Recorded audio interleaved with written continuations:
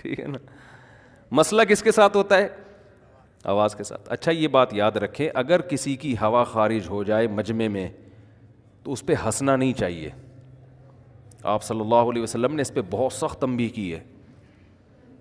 کسی محفل میں ایسے ہوا تو بعض حضرات کو ہنسی آئی تو آپ نے سخت تنبیہ فرمائی کہ اس بات پہ کیوں ہنستے ہو جو تمہارے ساتھ بھی ہو سکتی ہے. یہ چیزیں انسان کے کنٹرول میں نہیں ہوتی. میں ایک محفل میں بیٹھا ہوا تھا تو 3-4 آدمی, تو ان میں سے ایک کی ہوا خارج ہوئی تو وہ ایک کہہ رہا ہے میں نے نہیں کیا, دوسرا کہہ رہا ہے. تو میں نے ان سے بولا کہ بھائی اس صفائی کی آپ کو ضرورت کیا ہے کہ میں نے نہیں کیا اس نے کیا؟ چھوڑو, کسی کے ساتھ بھی ہو سکتا ہے. خام خامے جو صفائی بیان کر رہا ہو سمجھ لو اسی نے کیا ہے, اسی نے کیا ہے. ایک واقعہ کسی نے مجھے سنایا کہ 2-3 افراد مل کے تراویح پڑھ رہے تھے, بند کمرہ تھا. اب کسی کی ریح خارج ہوئی نا, تینوں امام کی ہوئی ہوگی یا ان 2 مقتدیوں میں سے کسی کی ہوئی ہوگی. ریح خارج ہوئی تو بدبو بہت زیادہ آ گئی, ہو سکتا ہے کسی کے ساتھ بھی. اتنی بند کمرہ تھا تو اتنی اسمیل تھی جس سے اندازہ ہوا کہ تینوں میں سے کسی کا وضو بولو بھائی ٹوٹا ہے. تو اس بتانے والے نے واقعہ سنایا کہ تینوں نے 20 رکعتیں مکمل کی ہیں شرمندگی سے بچنے کے لیے, کہ کیونکہ اب جو جائے گا وہ پکڑا جائے گا. اور لوگ بولیں گے یار ایسی اسمیل, یار پتہ نہیں کیا کھاتے ہو تم.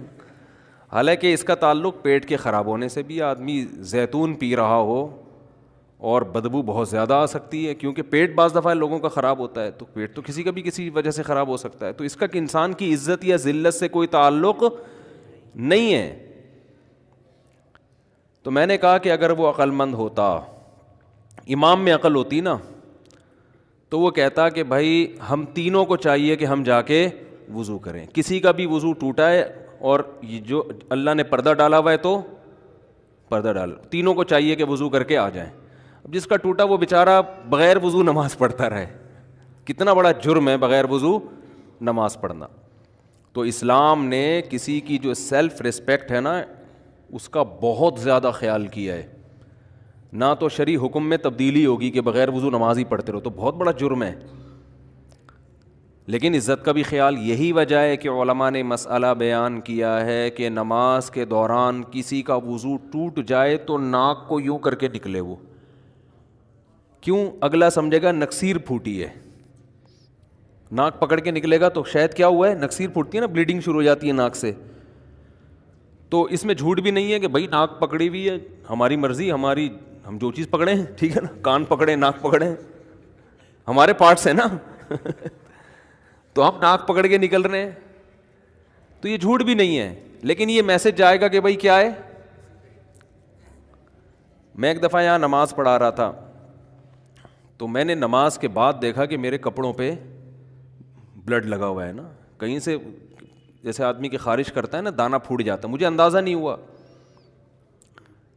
تو میں نے اعلان کیا بھائی نماز دوبارہ ہوگی. جو عقل مند تھے سمجھدار تھے پڑھ لی دوبارہ انہوں نے, بھائی امام صاحب کہہ رہے ہیں تو کوئی وجہ ہوگی.